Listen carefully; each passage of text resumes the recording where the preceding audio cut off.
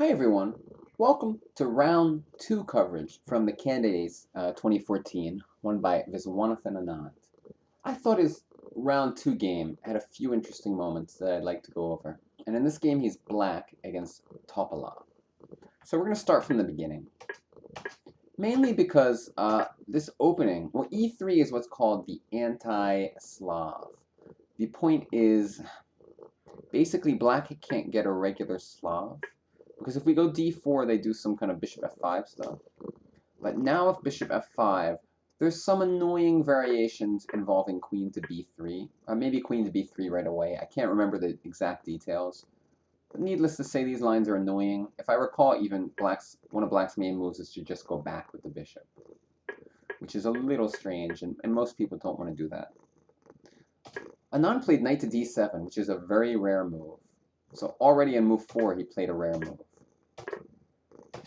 Knight takes d4. So this actually, I think there was only like one game before this. So they're like kind of on uncharted territory right away. Knight takes, bishop takes, queen to e4, pinning the bishop. So all of a sudden, black has real trouble, real problems to solve. So what I would recommend to you, pause your video, spend a good 5 minutes figuring out what move you would play here, and then unpause it and we'll talk about what happened.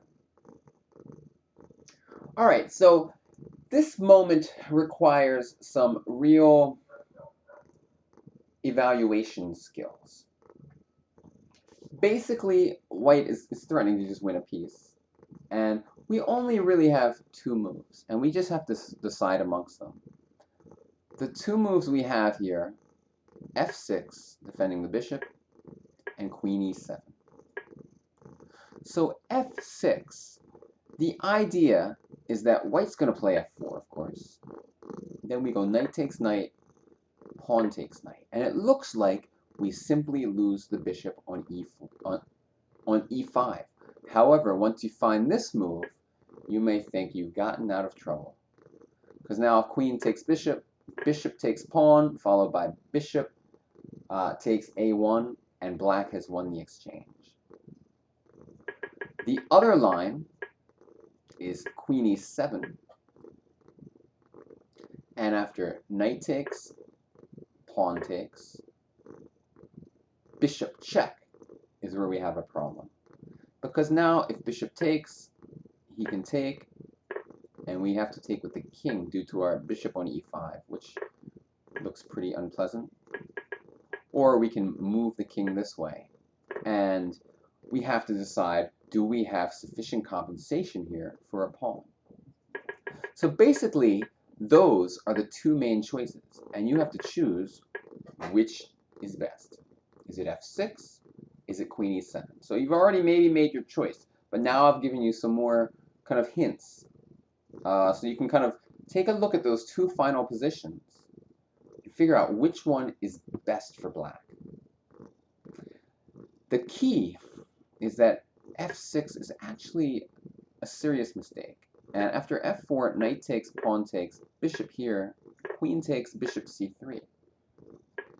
Bishop takes a1. Black has a problem. What is that problem? That problem is that this king stranded in the center of the board. What type of move will white play? Well, white's not going to let you castle. White's going to play bishop to a3, stop you from castling, and all of a sudden, black is in deep doo-doo here. The attack for white is tremendous. I think like this is maybe black's best attempt, and black's king stranded in the center. This bishop is weak. Black is close to winning technically. Yeah, I mean black's pretty close to having a winning position here. Sorry, white is close to winning. And so the key is you basically can't be so materialistic. In this case, if you look at this line and get excited about winning this exchange, but having your king in the center like that, you're going to get smashed. Whereas in the game, Anand played the best move. And after take, queen, bishop check, simply king f8.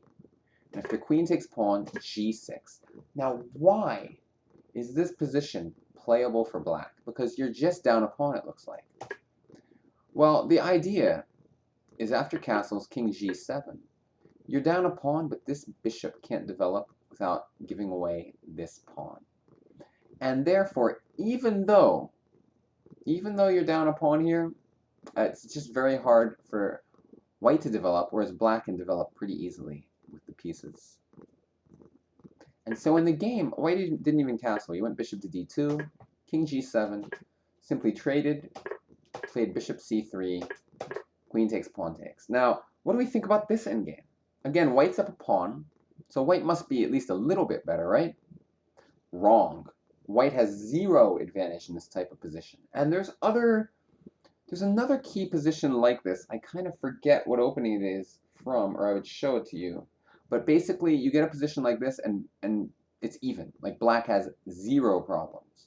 In fact, if you turn on Houdini in this position, it might even say black's slightly better, which seems amazing, right? Because you're just down a pawn.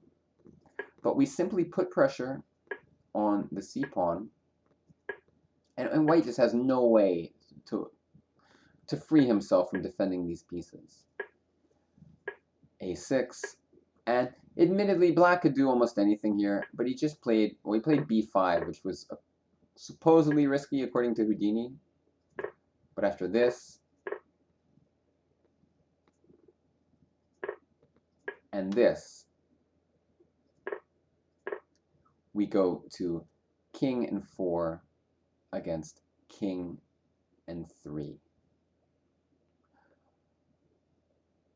I'm going to